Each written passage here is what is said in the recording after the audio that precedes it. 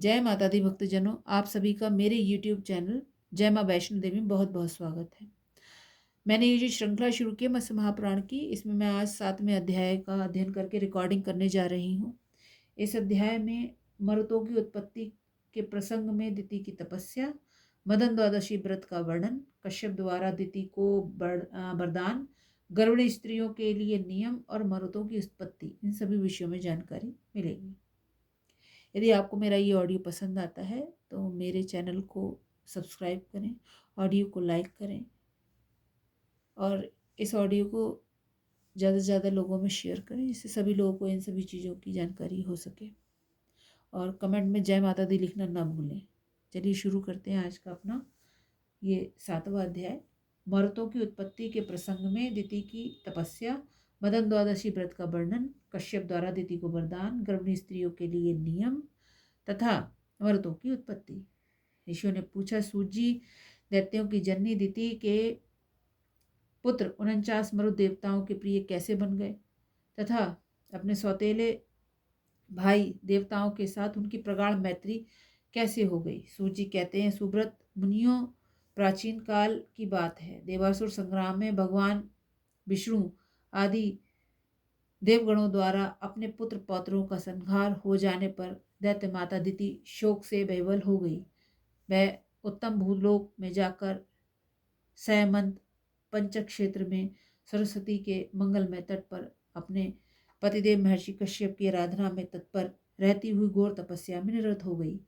उस समय उसने ऋषियों के समान फलाहार पर निर्भर रहकर कृच्छ, चंद्रायण आदि व्रतों का पालन किया। इस प्रकार बुढ़ापा और शोक से अत्यंत आकुल हुई दिति 100 वर्षों तक उस कठोर तप का अनुष्ठान करती रही। तदंतर उस तपस्या से संतप्त हुई दिति ने वशिष्ठ आदि महर्षियों से पूछा, ऋषियों, आप लोग मुझे ऐसा व्रत बतलाइए जो पुत्र शोक का विनाशक तथा इहलोक एवं परलोक में सौभाग्य रूपी फल का प्रदाता हो। तब वशिष्ठ आदि ऋषियों ने उसे मदन द्वादशी व्रत का विधान बतलाया, जिसके प्रभाव से वह पुत्र शोक से उन्मुक्त हो गई। ऋषियों ने पूछा, सूजी, जिसका अनुष्ठान करने से दिति को पुनः 49 पुत्रों की प्राप्ति हुई, उस मदान द्वादशी व्रत के विषय में हम लोग भी सुनना चाहते हैं। सूजी कहते हैं, ऋषियों, पूर्व काल में वशिष्ठ आदि महर्षियों ने दिति के प्रति जिस उत्तम मदन द्वादशी व्रत का वर्णन किया था, उसी को आप लोग मुझसे विस्तार पूर्वक सुनिए। व्रतधारी को चाहिए कि वह चैत्र मास में शुक्ल पक्ष की द्वादशी तिथि को श्वेत चावलों से परिपूर्ण एवं छिद्र रहित एक घट स्थापित करे, उस पर श्वेत चंदन का अनुलेप लगा हो तथा वह श्वेत वस्त्र के 2 टुकड़ों से आच्छादित हो। उसके नीचे विभिन्न प्रकार के ऋतुफल एवं गन्ने के टुकड़े रखे जाएं। वह विधि प्रकार खाद्य सामग्रियों से युक्त हो तथा उसमें यथाशक्ति सोने का टुकड़ा डाला जाए। तत्पश्चात उसके ऊपर गुड़ से भरा हुआ एक तांबे का पात्र स्थापित करना चाहिए। उसके ऊपर केले के पत्ते पर काम यानी कामदेव तथा उसके वाम भाग में शक्र समन्वित सती रति की स्थापना करें। फिर गंध, धूप आदि उपचारों से उनकी पूजा करें और गीत वाद्य आदि का भी प्रबंध करें। गीत वाद्य आदि का प्रबंध ना हो सकने पर मनुष्य को कामदेव और भगवान विष्णु की कथा का आयोजन करना चाहिए। पुनः कामदेव नामक भगवान विष्णु की अर्चना करते समय उन्हें सुगंधित जल से स्नान कराना चाहिए। श्वेत पुष्प, अक्षत और तिलों द्वारा उन मधुसूदन की विधिवत पूजा करें। उस समय उन विष्णु के पैरों में कामदेव, जंघाओं में सौभाग्यदाता, उरुओं में स्मर, कटी भाग में मन्मथ, उदर में स्वच्छोदार, वक्षस्थल में अनंग, मुख में पद्ममुख, बाहुओं में पंचसर और मस्तक में सर्वात्मा को नमस्कार करें। यूं कहकर भगवान केशव को सांगोपांग पूजन करें। तदंतर प्रातःकाल वह घट ब्राह्मणों को दान करते हैं। पुनः भक्ति पूर्वक ब्राह्मणों को भोजन कराकर स्वयं भी नमक रहित भोजन करें और ब्राह्मणों को दक्षिणा देकर उस मंत्र का उच्चारण करें। प्रियतामत्र भगवान कामरूपी जनार्दना, हृदय सर्वभूतानां च आनंदो भी धीयते। जो संपूर्ण प्राणियों के हृदय में स्थित रहकर आनंद नाम से कहे जाते हैं, वे कामरूपी भगवान जनार्दन मेरे इस अनुष्ठान से प्रसन्न हो। इस विधि से प्रत्येक मास में मदन द्वादशी व्रत का अनुष्ठान करना चाहिए। व्रती को चाहिए कि वह द्वादशी के दिन एक फल खाकर भूतल पर शयन करे और त्रयोदशी के दिन अविनाशी भगवान विष्णु का पूजन करे। 13वां महीना आने पर घृत धेनु सहित एवं समस्त सामग्रियों से संपन्न शैया, कामदेव की स्वर्ण निर्मित प्रतिमा और श्वेत रंग की दुधारू गाय कामदेव को समर्पित करें। अर्थात कामदेव से उद्देश्य है ब्राह्मण को दान देना। उस समय शक्ति के अनुसार वस्त्र एवं आभूषण आदि द्वारा सपत्नीक ब्राह्मणों की पूजा करें, उन्हें सया और सुगंध आदि प्रदान करें और ऐसा कहें, आप प्रसन्न हो। तत्पश्चात उस धर्मज्ञ व्रती को गोदुग्ध से बनी हुई हवि, खीर और श्वेत तिलों से कामदेव के नामों का कीर्तन करते हुए हवन करना चाहिए। पुनः कृपणता छोड़कर ब्राह्मणों को भोजन कराना चाहिए और उन्हें यथाशक्ति गन्ना पुष्पमाला प्रदान कर संतुष्ट करना चाहिए। जो इस विधि के अनुसार इस मदन द्वादशी व्रत का अनुष्ठान करता है, वह समस्त पापों से मुक्त होकर भगवान विष्णु की समता को प्राप्त हो जाता है तथा इस लोक में श्रेष्ठ पुत्रों को प्राप्त कर सौभाग्य फल का उपभोग करता है। जो स्मर आनंदात्मा विष्णु और महेश्वर नाम से कहे गए हैं, उन्हीं अंगज भगवान विष्णु का सुखारती को स्मरण करना चाहिए। सुनकर दिति ने सारे कार्य यथावत रूप से संपन्न किए, अर्थात मदन द्वादशी व्रत का अनुष्ठान किया। दिति ने उस व्रतानुष्ठान के प्रभाव से प्रभावित होकर महर्षि कश्यप उसके निकट पधारे और परम प्रसन्नता पूर्वक उन्होंने उसे पुनः रूप यौवन से संपन्न नवी युक्ति बना दिया और वर मांगने को कहा। तब वर मांगने के लिए उद्यत हुई दिति ने कहा, पतिदेव, मैं आपसे एक ऐसा पुत्र वरदान में चाहती हूँ जो इंद्र का वध करने में समर्थ, अमित पराक्रमी, महान आत्मबल से संपन्न और समस्त देवताओं का विनाशक हो। यह सुनकर महर्षि कश्यप ने उससे ऐसी बात कही, शुभे, मैं तुम्हें अत्यंत ऊर्जस्वी एवं इंद्र का वध करने वाला पुत्र प्रदान करूंगा, किंतु इस विषय में तुम यह काम करो कि आप स्तंभ ऋषि से प्रार्थना करके उनके द्वारा आज ही पुत्रेष्टि यज्ञ का अनुष्ठान कराओ। सुब्रते, यज्ञ की समाप्ति होने पर मैं तुम्हारे उदर में इंद्र रूपी शत्रु के विनाशक पुत्र का गर्भाधान करूंगा। तत्पश्चात महर्षि आप स्तंभ ने उस अत्यंत खर्चीले पुत्रेष्टि यज्ञ का अनुष्ठान किया। उस समय उन्होंने इंद्र का शत्रु उत्पन्न हो इस मंत्र से विस्तार पूर्वक अग्नि में आहुति दी।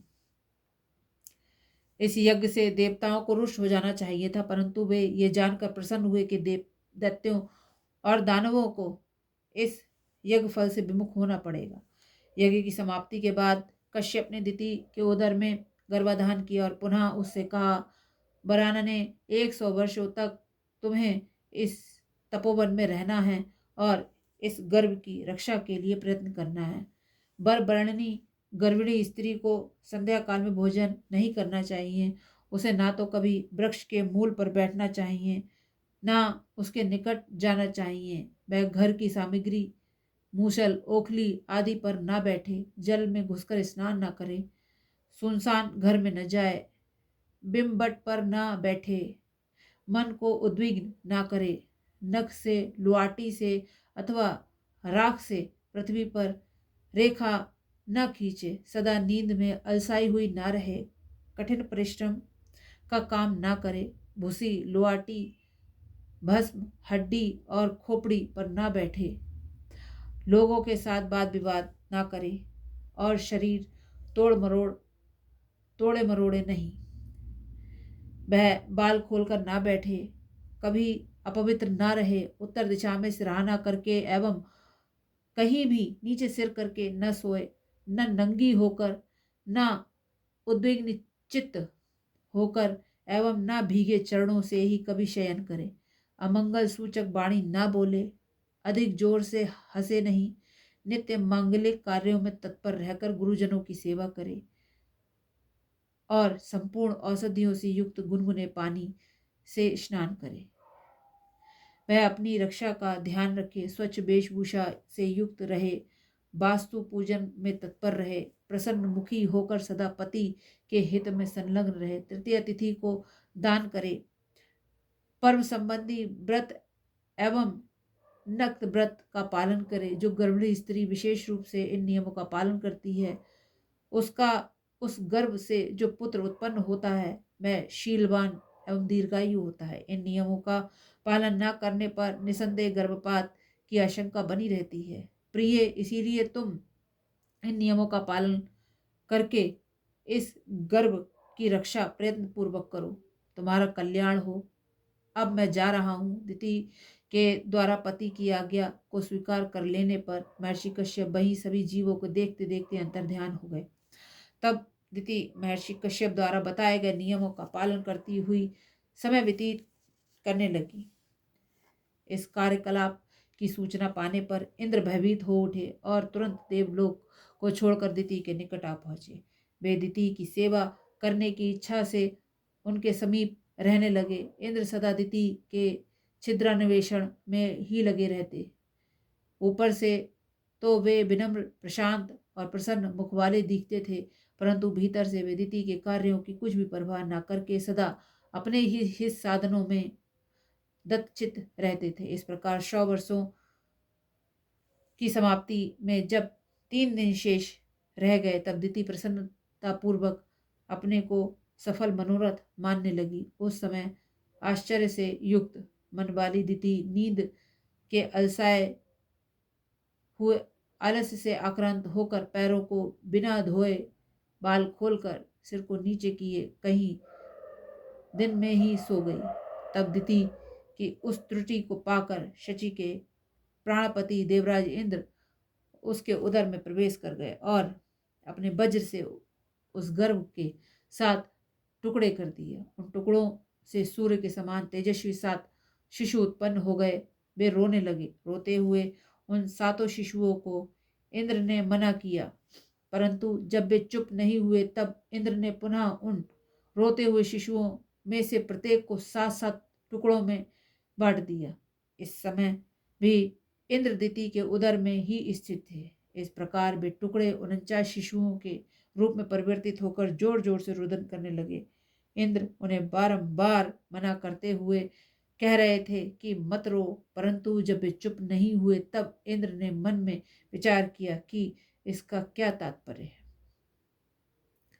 किस धर्म के महात्म से ये सभी मेरे वज्र द्वारा काटे जाने पर भी पुनर्जीवित हो गए हैं।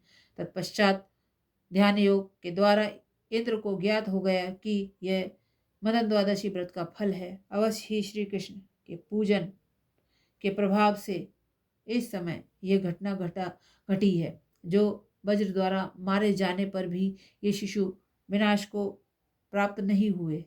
इसी कारण उदर में स्थित रहते हुए एक से अनेक यानी 49 हो गए। इसीलिए अवश्य ही ये अवध्य हैं और मेरी इच्छा यही है कि ये देवता हो जाएं। चूंकि गर्भ में स्थित रहकर रोते हुए इनको मैंने मत रो ऐसा कहा है, इसीलिए ये मरुत नाम से प्रसिद्ध होंगे और इन्हें भी यज्ञों में भाग मिलेगा।